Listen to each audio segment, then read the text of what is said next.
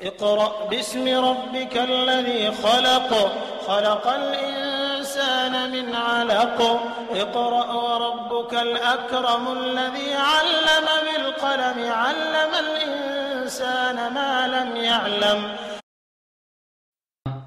من يهده الله فلا مضل له ومن يضلل فلا هادي له وأشهد أن لا إله إلا الله وحده لا شريك له وأشهد أن محمدا عبده ورسوله وصفيه وخليله وأمينه على وحيه فصلوات الله وسلامه عليه وعلى آله وصحبه أجمعين اللهم علمنا ما ينفعنا وانفعنا بما علمتنا وأصلح لنا شأننا كله ولا تكلنا إلى أنفسنا طرفة عين أما بعد.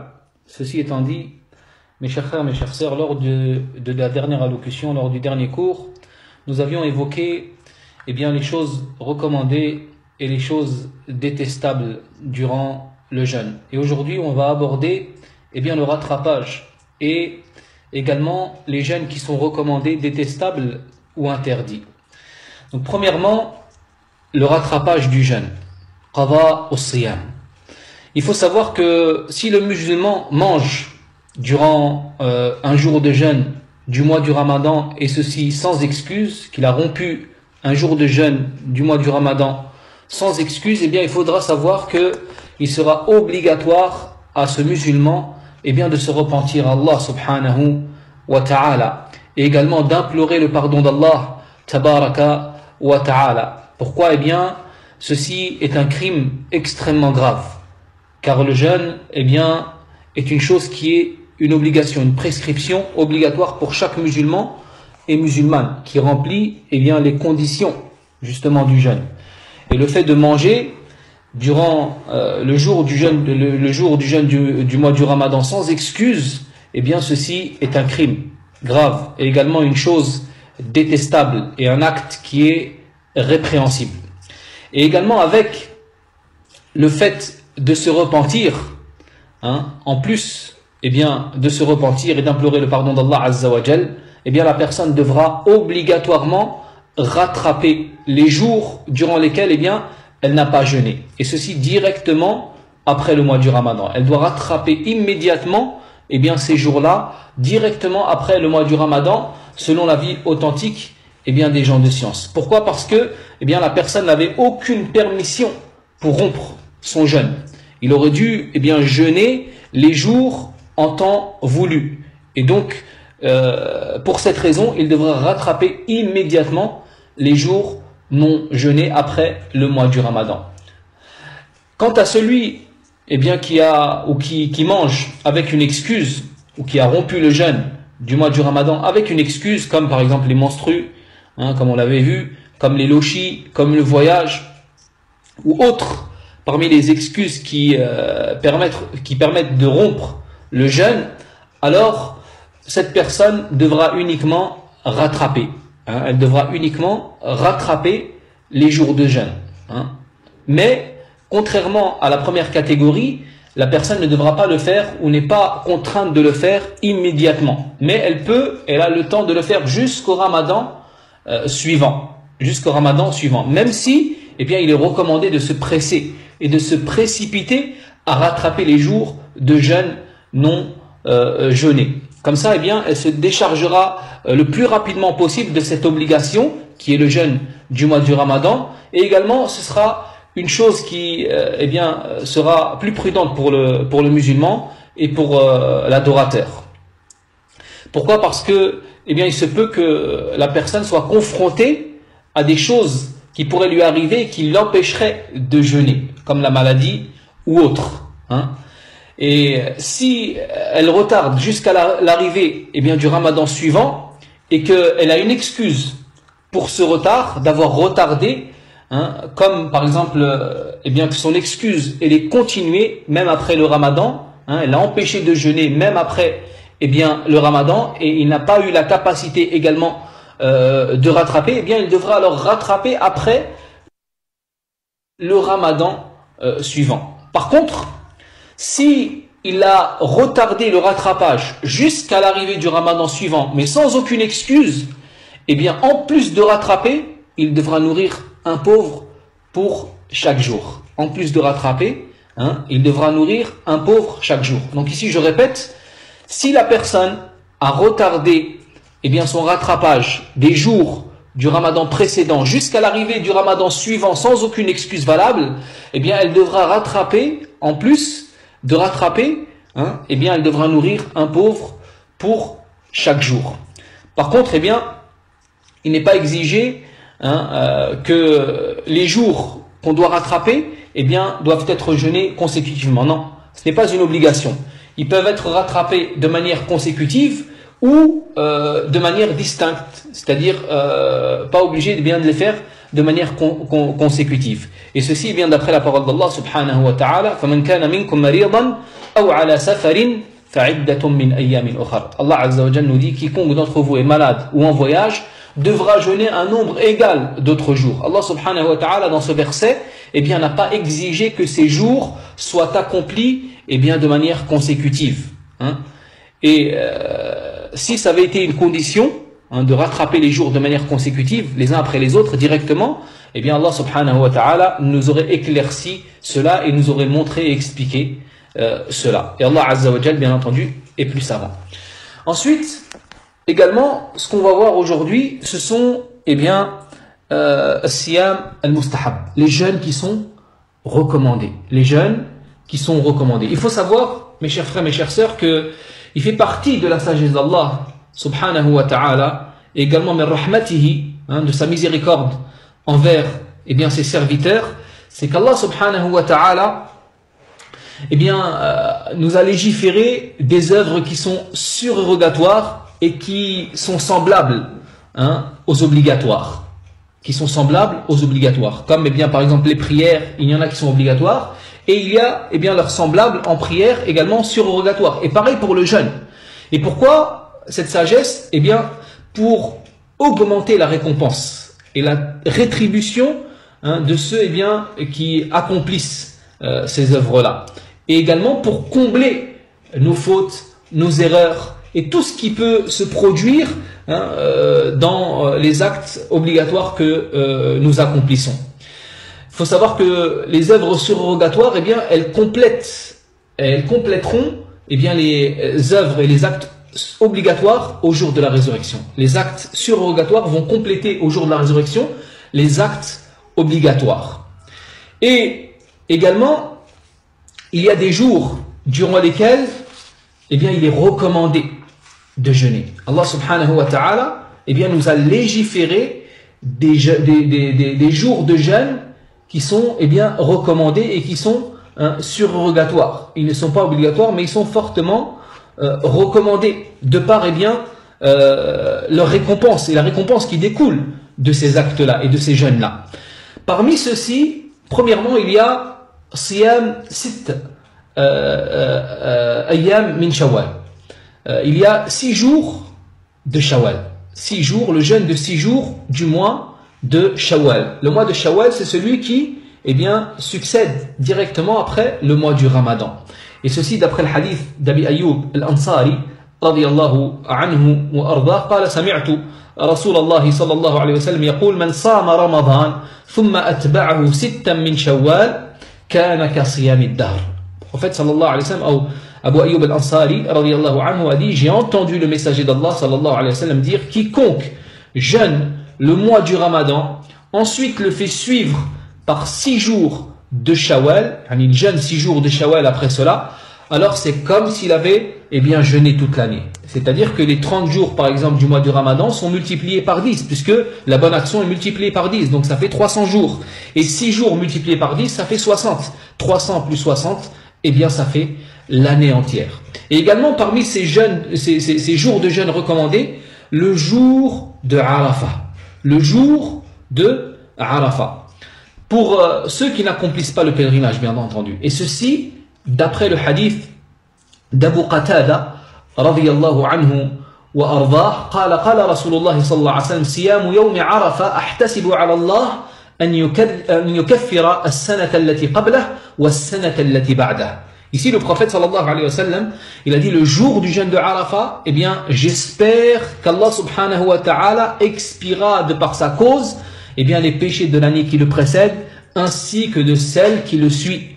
Alors que le pèlerin, lui, eh bien, ne fait pas partie de la sunna pour lui de jeûner le jour de Arafat. Celui qui est en pèlerinage, eh bien, la sunna pour lui, c'est de ne pas jeûner ce jour de Arafat. Pourquoi? Parce que déjà, premièrement, le prophète sallallahu alayhi wa sallam n'a pas jeûné ce jour-là, durant son pèlerinage.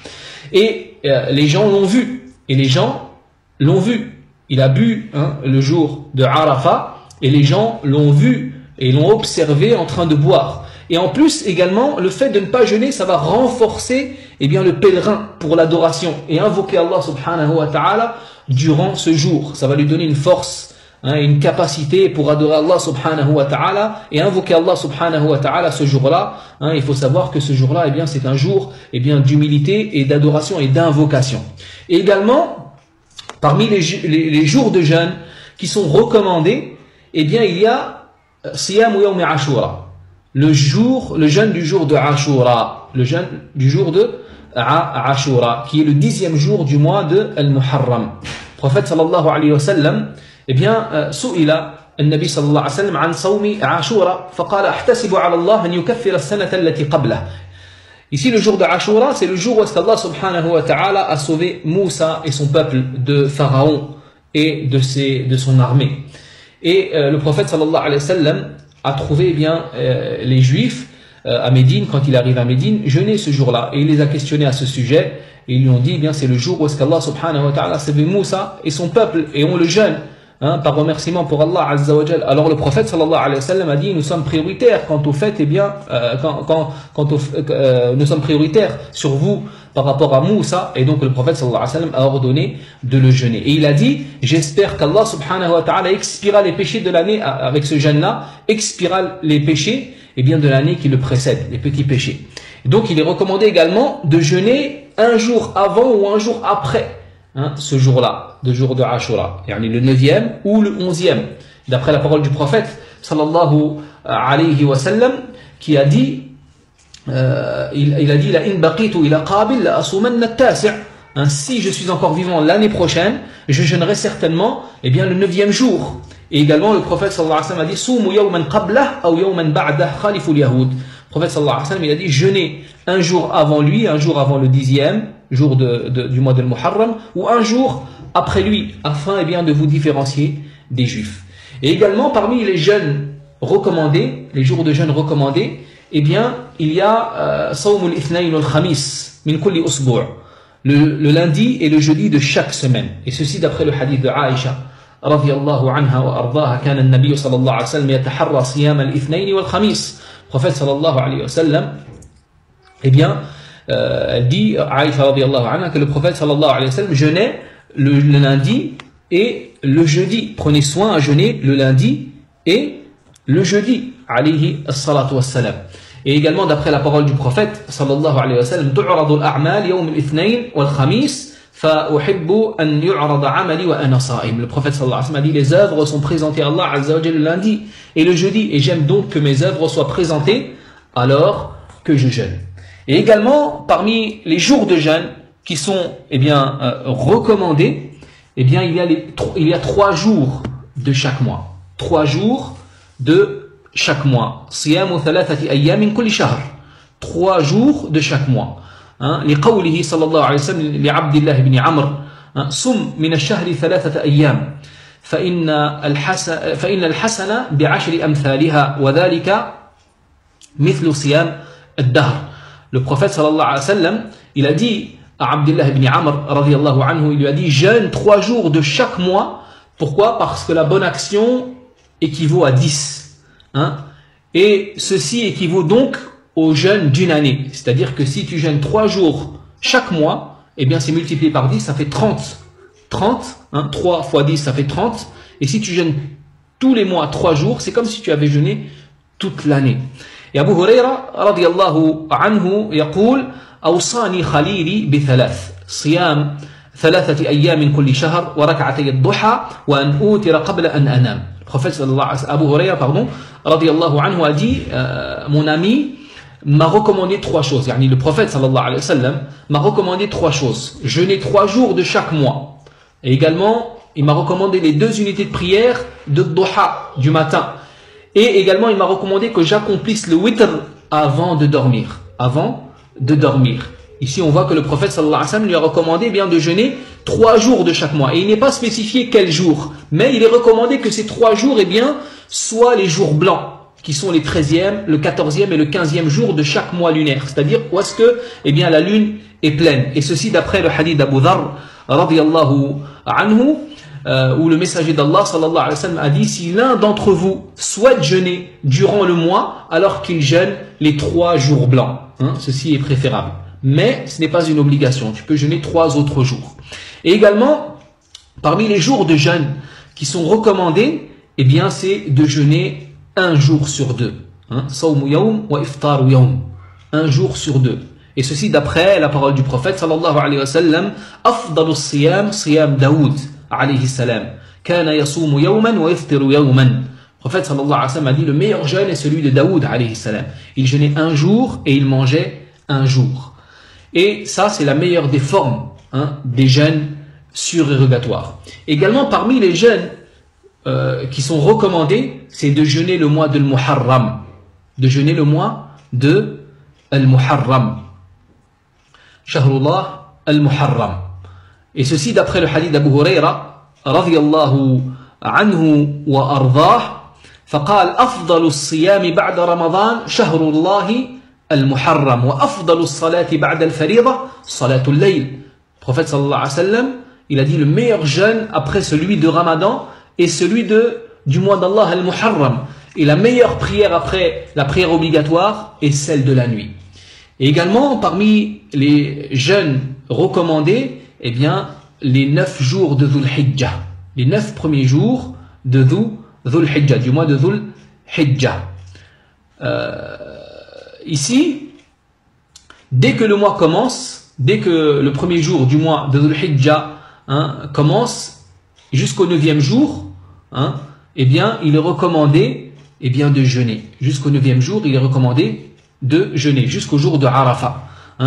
Et ceci est bien d'après une parole globale, d'après des hadiths générales qui sont rapportés, qui mentionnent bien le mérite des œuvres et des actions durant ces jours-là. Le prophète sallallahu alayhi wa sallam a dit, alayhi salatu wassalam: ma min ayyamin al-amalu salihu fihinna ahab ila Allah min hadhihi al-ashr. Le prophète sallallahu alayhi wa sallam a dit: il n'y a pas des jours durant lesquels les œuvres pieuses sont plus aimées d'Allah que durant, eh bien, ces 10 jours. Que durant ces 10 jours. Et il faut savoir que le jeûne bien fait partie des actes et des actions qui sont pieuses.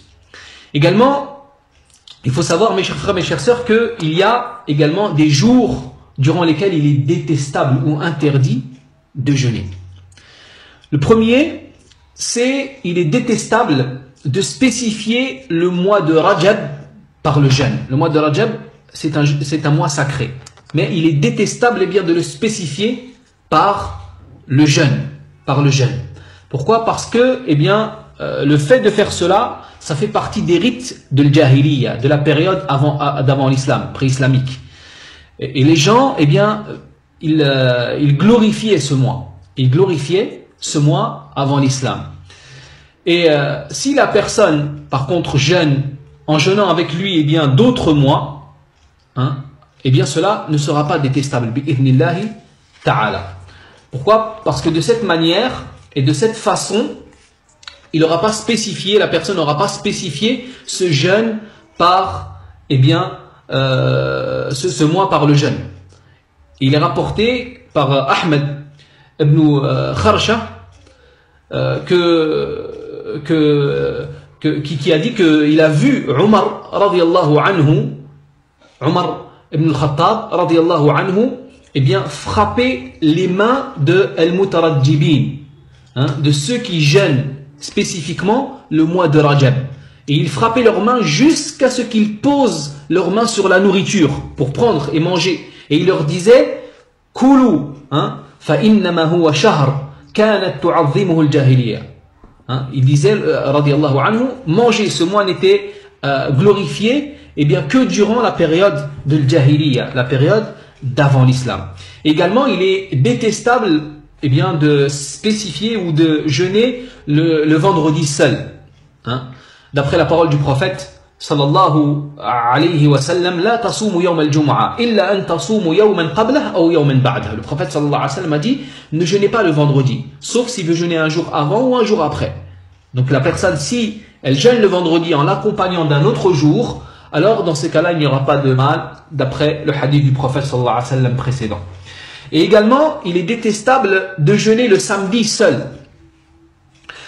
D'après la parole du prophète sallallahu alayhi wa sallam, qui dit la tasumu yawm as-sabt illa fima ifturida alaykum. Le prophète sallallahu alayhi wa sallam a dit, ne jeûnez pas le samedi à l'exception de ceux qui vous a été prescrit obligatoirement, de ceux qui vous a été prescrit obligatoirement.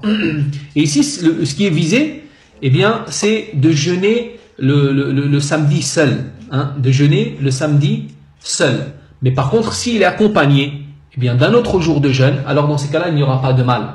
Hein. Et ceci d'après la parole du prophète sallallahu alayhi wa sallam à la mère des croyants Juwayriya radiyallahu anha, وقد دخل عليها يوم الجمعة وهي صائمة قال أصمت أمس قالت لا قال أتريدين أن تصومي غدا قالت لا قال فأفطري. Hein, le prophète sallallahu alayhi wa sallam, il a dit à Juwayriya, il est rentré chez elle un vendredi alors qu'elle jeûnait, il lui a dit, as-tu jeûné hier? Elle a dit non, hein, c'est-à-dire jeudi. Elle lui a dit non. Il lui a dit, est-ce que tu souhaites jeûner demain, c'est-à-dire samedi? Elle lui a dit non. Alors il lui a dit, romps ton jeûne. Ici, la parole du prophète sallallahu alayhi wa sallam, veux-tu jeûner demain? Eh bien c'est une preuve qui permet de jeûner le samedi s'il est accompagné d'un autre jour. Hein, s'il est accompagné d'un autre jour. Et l'imam al-Tirmidhi, eh bien, après avoir mentionné eh bien, ce hadith sur l'interdiction, l'imam al-Tirmidhi a dit, ce qui est détestable, c'est que la personne eh bien, jeûne le samedi seul. Car eh bien, les juifs glorifiaient ce jour. Et également, il est interdit de jeûner le jour du doute, qui est le 30e jour du mois de Sha'ban. Si par exemple le ciel est couvert et qu'on est empêché eh bien, de voir le croissant de lune, eh bien, on ne jeûnera pas ce jour-là. On ne jeûnera pas ce jour-là et on continuera 30 jours eh bien, des mois de Sha'ban. Par contre, si eh bien, le ciel est clair, alors il n'y a aucun doute à ce sujet. Soit on voit, soit eh bien, on ne voit pas. Et la preuve de l'interdiction, c'est le hadith de Ammar radiyallahu anhu, qui a dit man sama al-yawm alladhi yushakku fihi faqad asa Abul Qasim. Ammar radiyallahu anhu a dit, quiconque jeûne le jour du doute eh bien a désobéi à Abul Qasim. Abul Qasim, c'est eh bien le surnom, la kunya du messager d'Allah sallallahu alayhi wa sallam.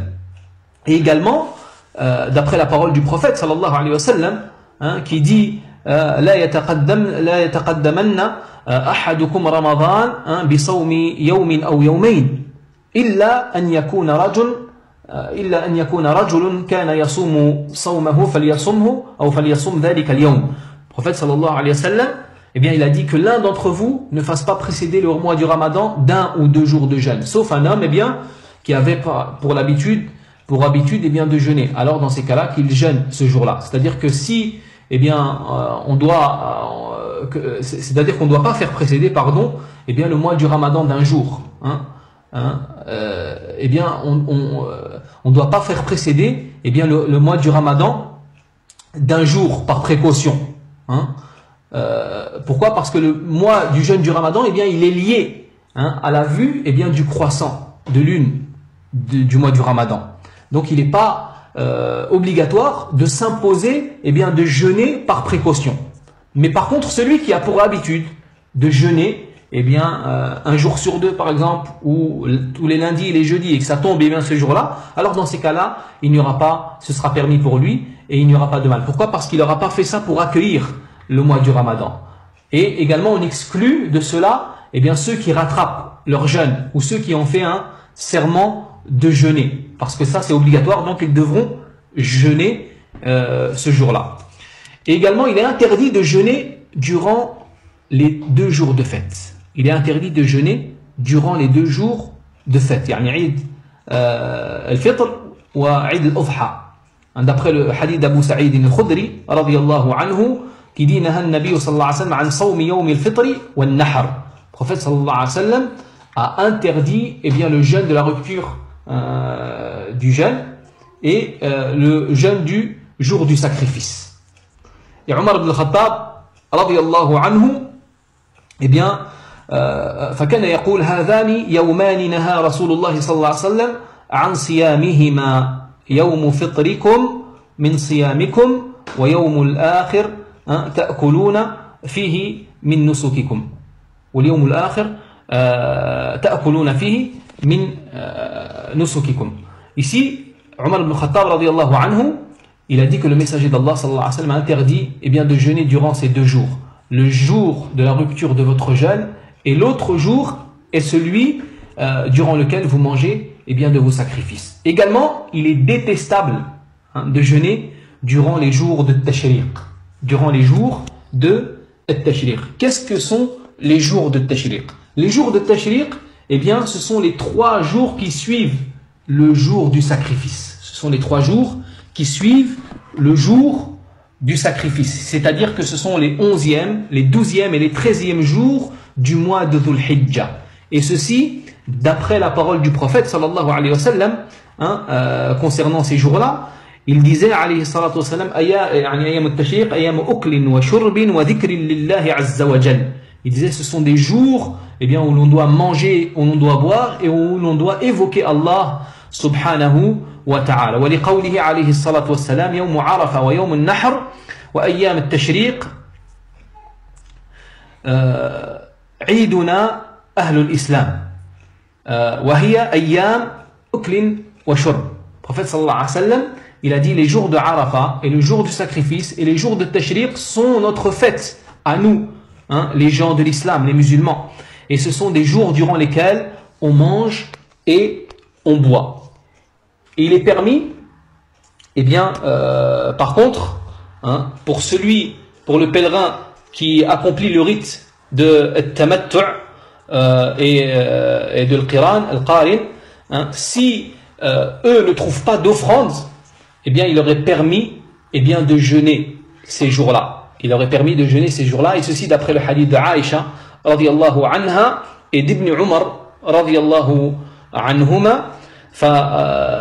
Ils ont dit il n'est pas permis de jeûner durant les jours de Tashriq sauf pour celui qui ne trouve pas d'offrande, sauf pour celui qui ne trouve pas d'offrande. Donc voilà, ceci était